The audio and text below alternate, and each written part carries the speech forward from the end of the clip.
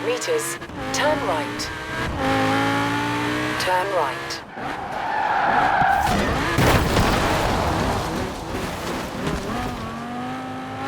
In 200 meters, turn right.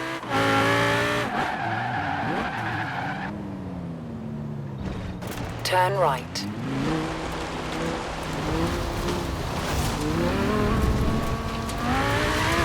In 400 meters, turn right.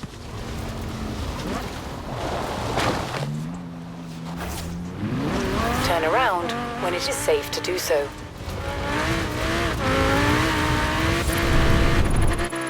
You have arrived at your destination.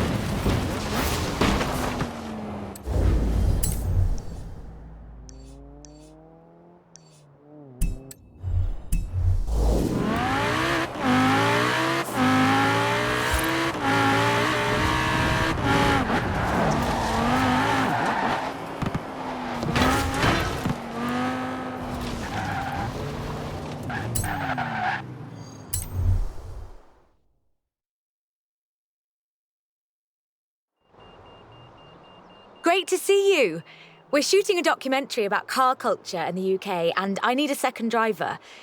You've made a name for yourself, and it would be great to have you aboard. It's simple. You drive, I tell the story. Let's do it.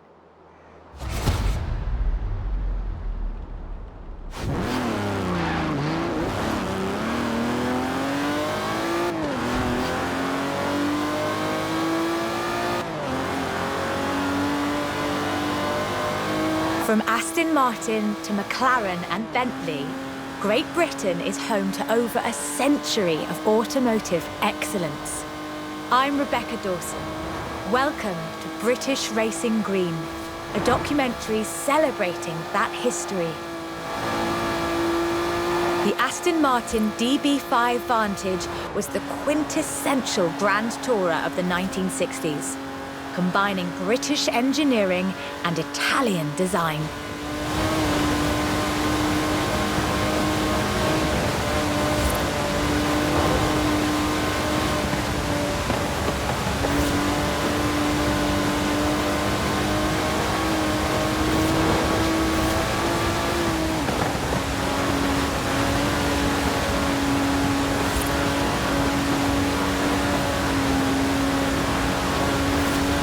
Vantage featured side-draft carburetors and a refined camshaft profile, capable of a blistering top speed of 162 miles an hour in 1964. The clean lines of Superleggera's bodywork, reclining seats and wool carpets created a car that was luxurious as well as fast.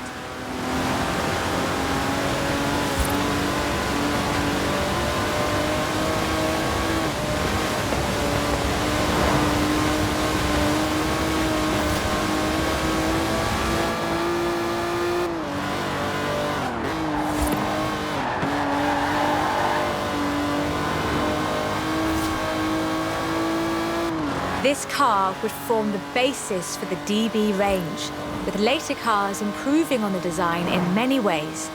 But none would ever achieve the sheer iconic perfection of the Vantage. In 100 meters, turn left. For all of its beauty and engineering perfection, only 65 of these beautiful machines would ever be built. If you own one, you own a piece of British history.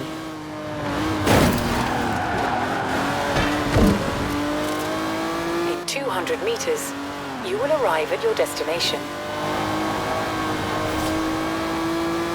The silver DB5 would be immortalised in half a century of cinema. The classic Aston Martin.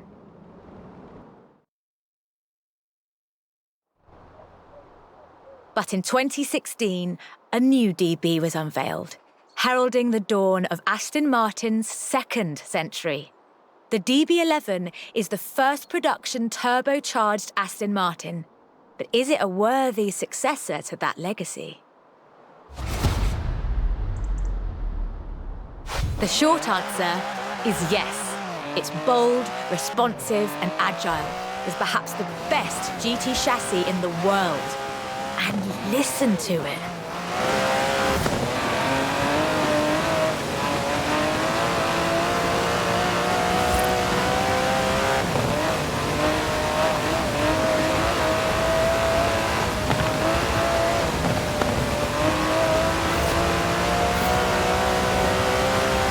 Able to hit 60 miles an hour in 3.5 seconds, the DB11's 5.2-litre twin-turbo V...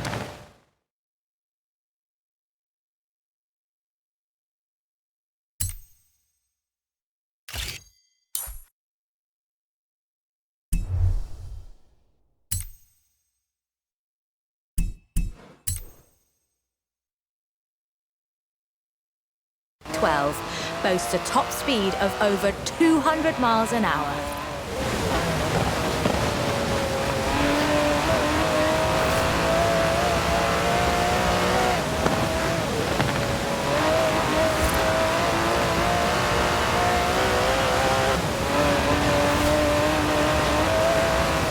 The DB11 is not the fastest car in the world, but then it's not trying to be. It's sophisticated, effortless luxury. It's an Aston Martin.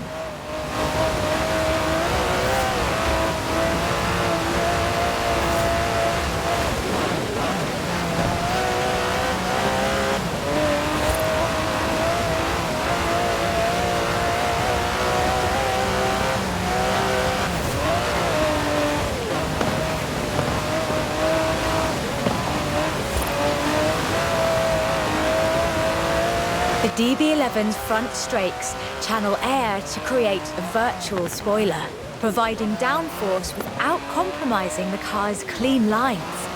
Brilliant.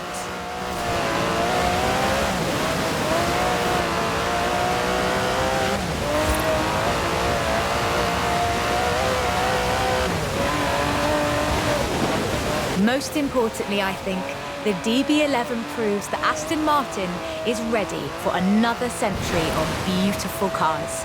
And I can't wait.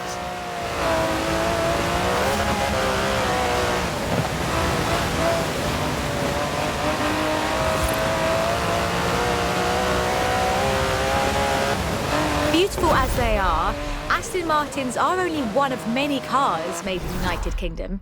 Let's see what else is out there.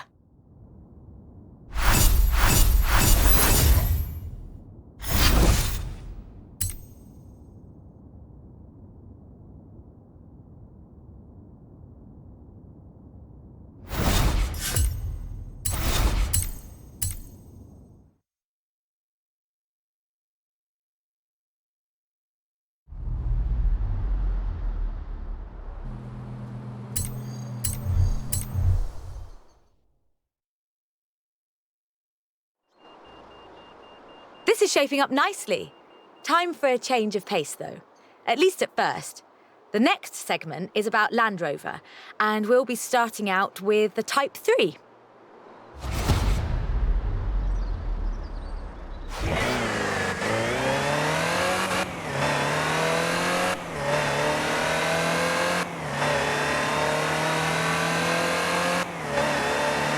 Land Rover, the British sports utility vehicle. But before that, they were actual utility vehicles. Solid, tough trucks, unstoppable over almost any terrain. In 400 meters, turn left. The Land Rover Type 3 marks the point where that shift begins. And we'll be looking at what that meant.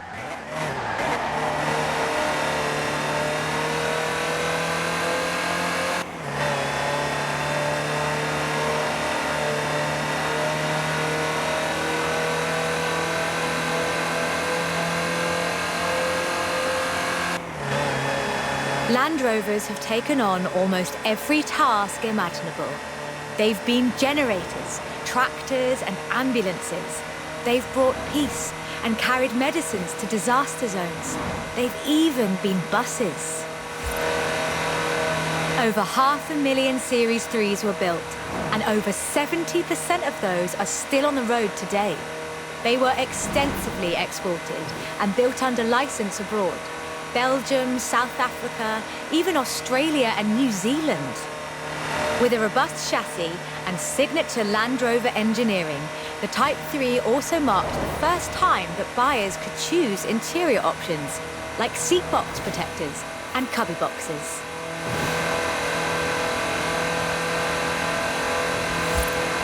That trend continued, and by 1982, Land Rover were offering the county spec Type 3. Leisure drivers could choose from such luxuries as all-cloth seats, soundproofing and tinted glass. The trend was increasingly clear, and the future of the Land Rover was starting to take shape. If you squinted, you could already see the shape of the first sports utility vehicle, the Range Rover.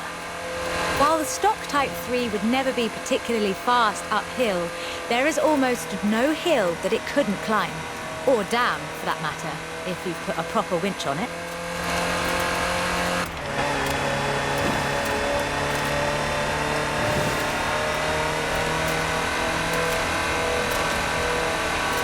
In 1978, a Series 3 was custom built for Her Majesty Queen Elizabeth II.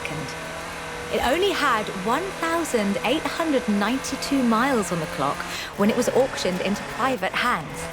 And it was in perfect condition. It would be. After all, she trained as a mechanic in the 1940s and will likely remain the only royal able to strip and rebuild an engine. In 200 meters, you will arrive at your destination.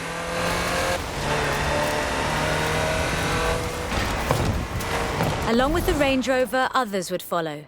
Discovery, Defender, and the Freelander. Each a more sophisticated and enjoyable utility vehicle. But none of them were a replacement for the Type 3. They were a different kind of car.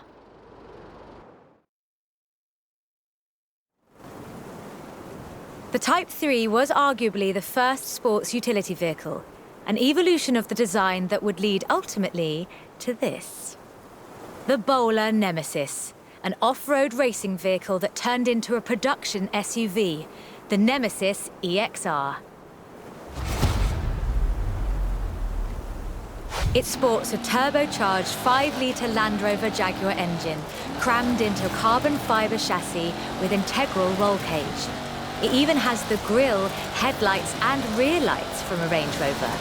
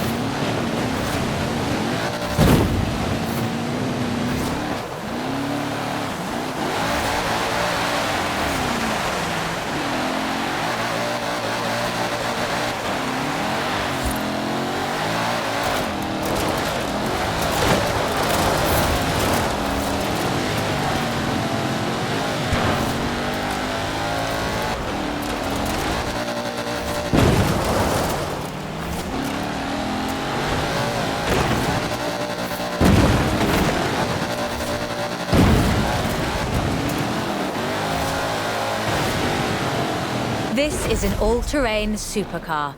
That's the only fair description for this. But that's what you get when you build an SUV with Land Rover DNA.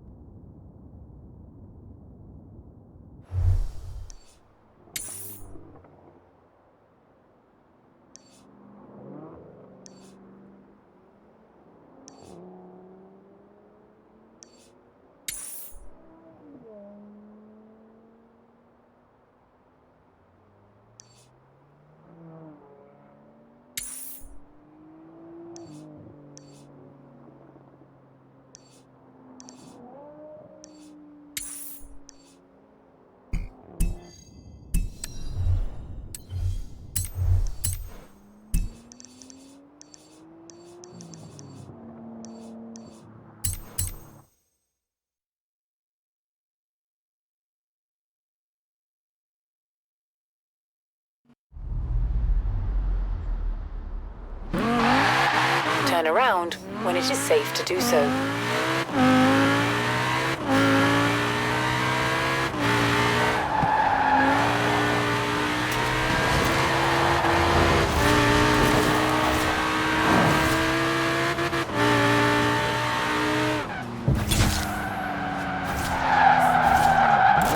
You have arrived at your destination.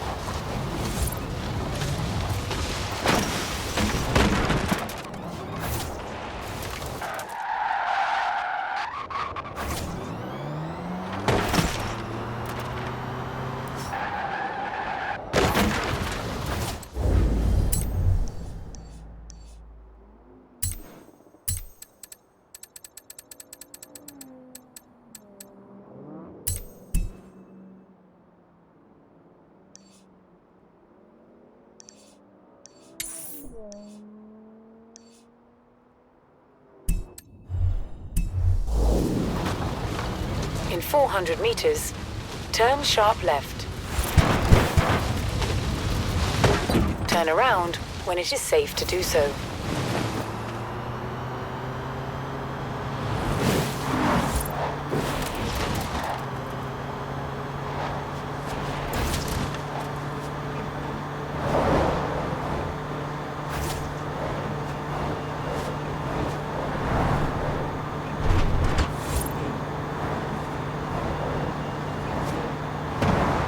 In 400 meters, turn right. Turn right. At the roundabout, take the first exit. Turn right.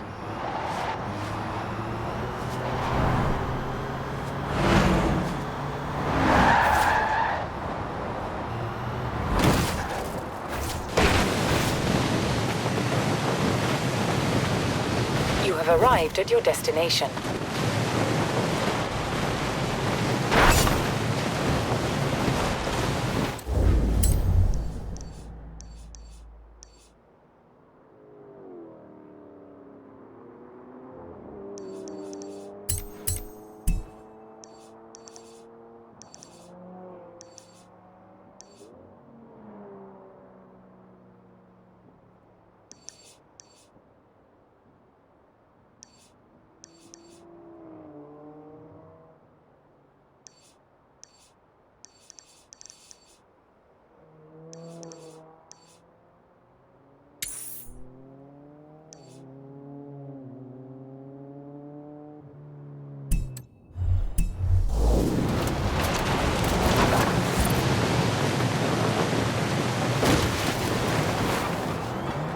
In 200 meters, turn left.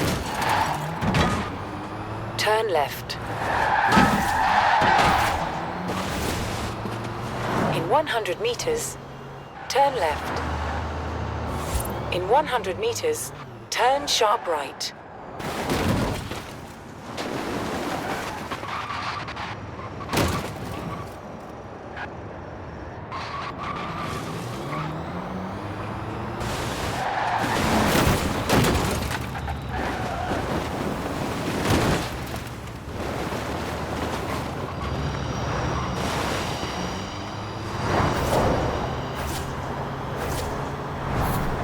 You have arrived at your destination.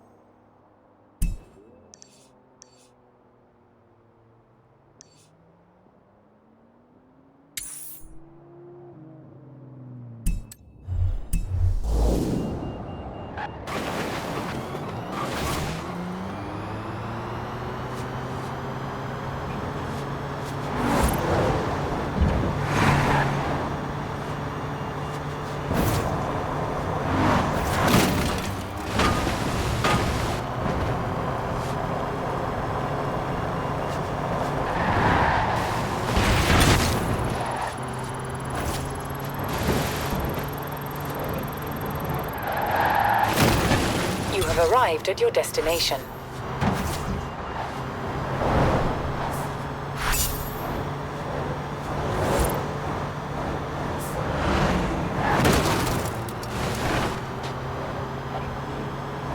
At the roundabout, take the second exit.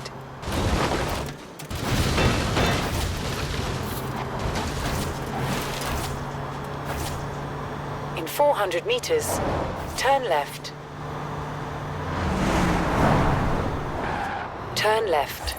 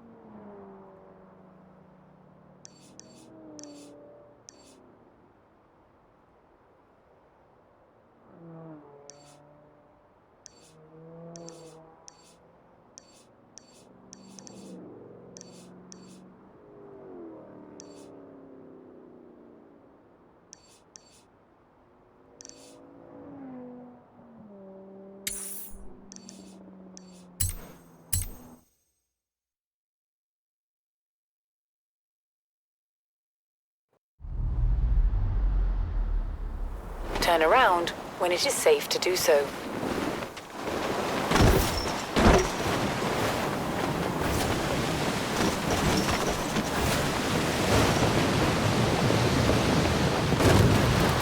Recalculating route.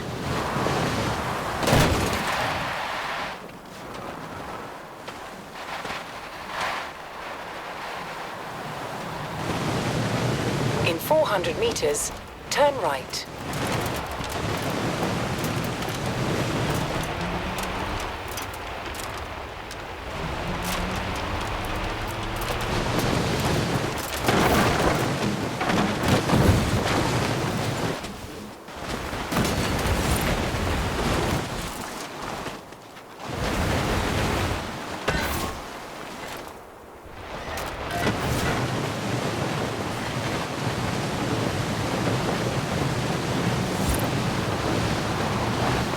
Turn right. You have arrived at your destination.